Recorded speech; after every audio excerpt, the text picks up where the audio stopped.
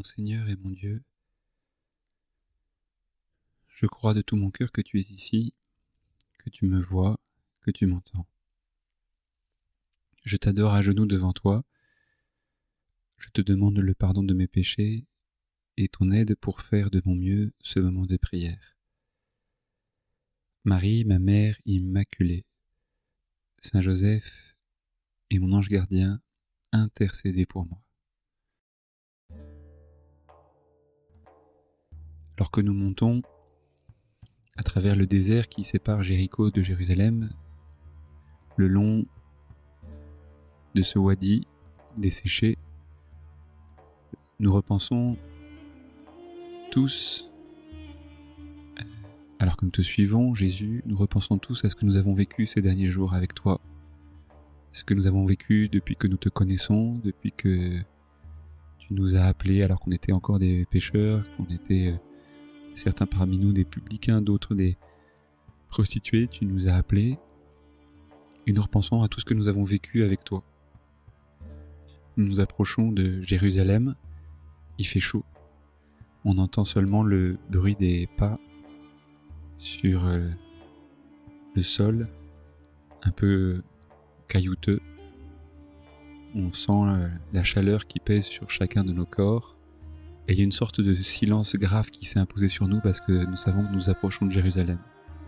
Ces jours-ci, il y a d'ailleurs un jeune homme qui est venu te voir et qui t'a dit « Seigneur, que dois-je faire pour avoir la vie éternelle ? Que dois-je faire de bon ?» Et tu lui as répondu « Si tu veux être parfait, va, vends tout ce que tu possèdes et puis viens suis-moi. » Et nous l'avons vu partir tout triste. Tu es rentré dans Jéricho et il y avait cet homme-là qui, on voyait bien qu'il cherchait à te voir et il a réussi à monter sur un arbre, il était plus petit que les autres, méprisé par les gens du village, méprisé par les autres. Et nous l'avons vu monter sur cet arbre, lui plus petit que les autres, et quand tu es passé à côté de lui, tu as levé la tête et tu lui as dit « Zachée, aujourd'hui c'est chez toi que je veux demeurer. » Et nous avons vu cet homme dire « Seigneur, je te donnerai tout ce que j'ai. Je vais réparer tout le mal que j'ai fait. » Ça a été merveilleux. Quel souvenir incroyable de voir cet homme s'ouvrir complètement à ta présence, à ton amour, à ton pardon, à ta rédemption, à ta joie. Puis quand tu es sorti de Jéricho, nous te suivions, il y avait ces deux hommes là qui étaient sur le bord. Je m'en souviens, on s'en souvient là, justement, nous retournons les uns vers les autres et c'est drôle, c'est comme si on y pensait tous en même temps. Le silence se coupe, ce silence grave qui nous accompagne alors que nous montons depuis Jéricho jusqu'à Jérusalem, sous le soleil, et nous repensons à ces deux hommes qui étaient là sur le... Enfin, ils sont là derrière justement, ils sont derrière nous, ils sont mis à nous suivre et on les regarde avec une tendresse infinie. Ils te découvrent à peine Jésus. Et ils étaient sur le bord du chemin quand on sortait de Jéricho et que nous avons commencé notre ascension vers Jérusalem. Et ils ont crié « Fils de David, prends pitié de nous !»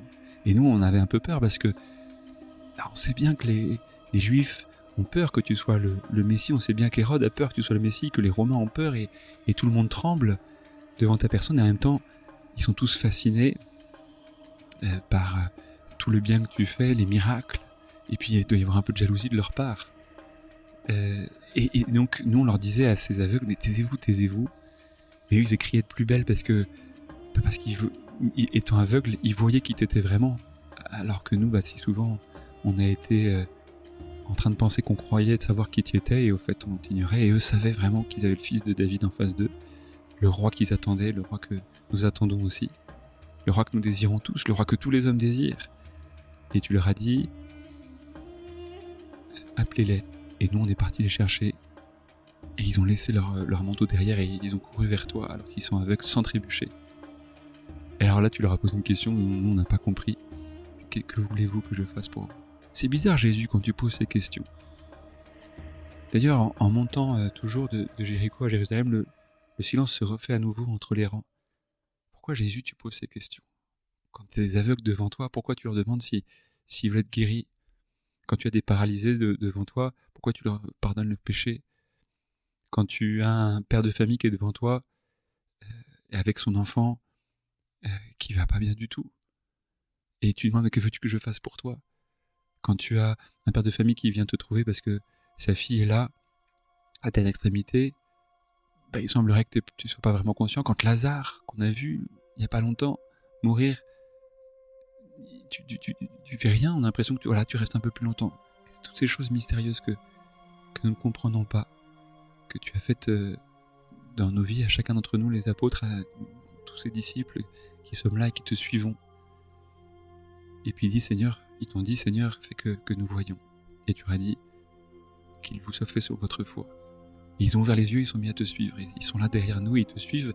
Et ils te suivent de plus près d'ailleurs, ils sont tellement fascinés par toi, Jésus, qu'ils sont encore plus attachés à toi. Et on est tous là à presser le pas pour être proche de toi. Et lorsque nous arrivons en haut de cette montée, nous voyons Jérusalem. Quelle est belle Jérusalem!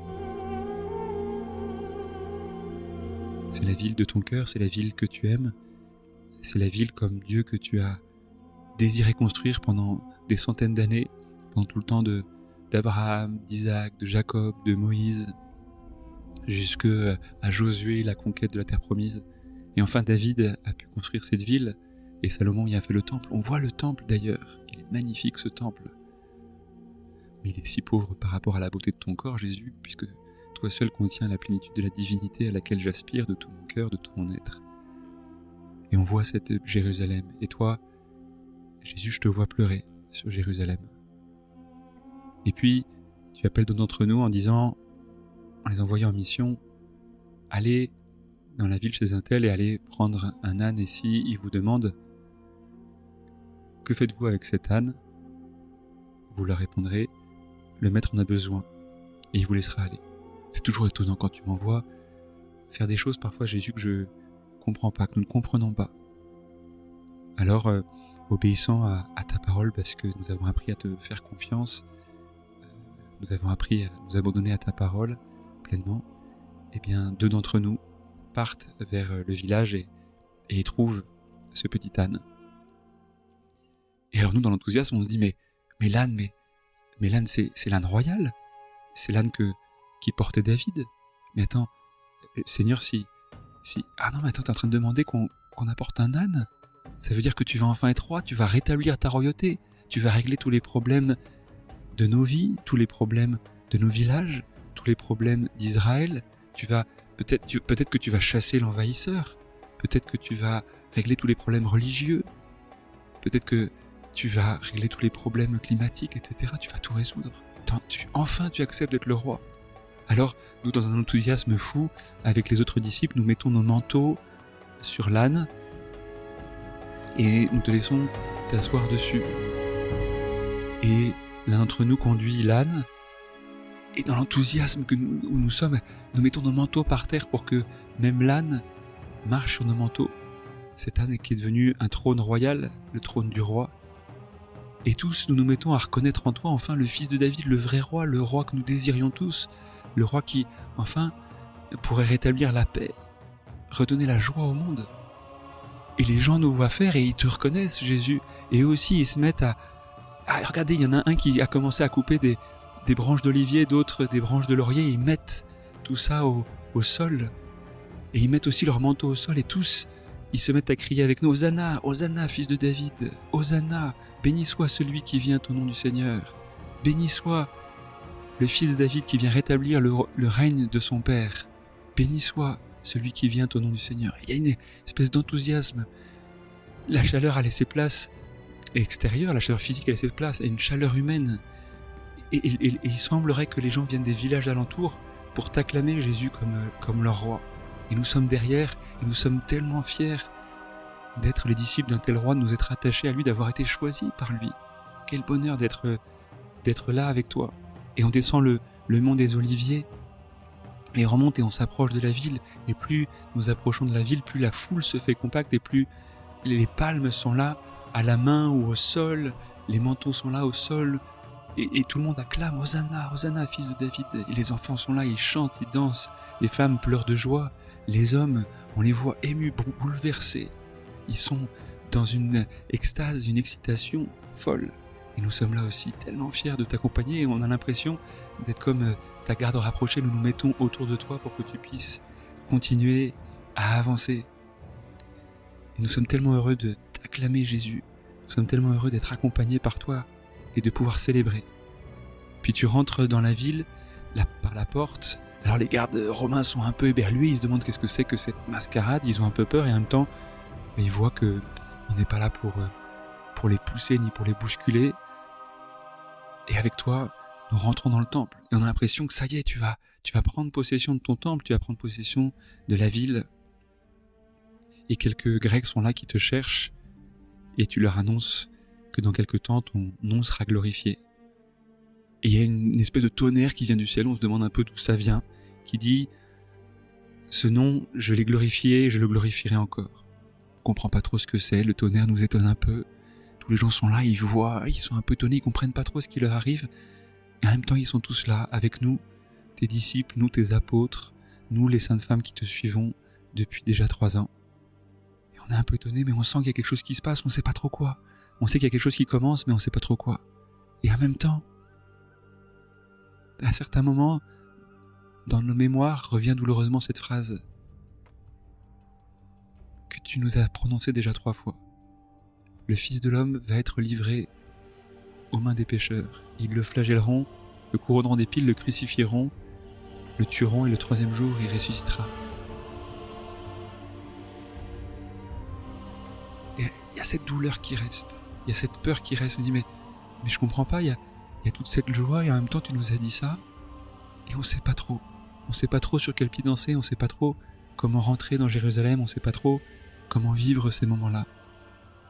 Et de temps en temps, on revient à toi et on t'entend parler et nous sommes tellement rassasiés par tes paroles, nous sommes tellement consolés par tes paroles, nous sommes tellement apaisés par tes paroles, nous sommes tellement fortifiés par tes paroles, nous sommes tellement appelés à aimer par tes paroles, à transformer nos vies. Puis le soir, après cette journée intense, alors que le soleil commence à se coucher, nous rentrons. On ressort par la porte, cette fois-ci plus discrètement. Les gens repartent chacun chez eux et nous t'accompagnons. Et nous allons à Béthanie, chez tes amis, Lazare, Marthe et Marie. Le dîner est plus calme. Chacun a dans sa tête, dans son cœur, les images qu'il a vues dans la journée, la montée de Jéricho vers Jérusalem, tous les miracles qu'il a vus les jours précédents, les nouvelles personnes qui se sont mises à te suivre, l'entrée triomphale à Jérusalem, l'enthousiasme de la foule. Mais continue à résonner à mes oreilles cette phrase. Le Fils de l'homme va être livré aux mains des pécheurs. Ils le flagelleront, ils le crucifieront. Le 3e jour, il ressuscitera. Et nous gardons, alors que le soleil s'est couché et que nous sommes chacun aussi couchés sur nos nattes, avec la petite couverture que nous avons toujours avec nous, nous gardons ces paroles dans notre cœur. Et dans cette image, dans ces souvenirs, avec Marie qui est là, pas loin, avec toi, Vierge Marie, qui nous accompagne aussi, quelle joie de t'avoir avec nous. Nous repensons et nous considérons ces choses-là.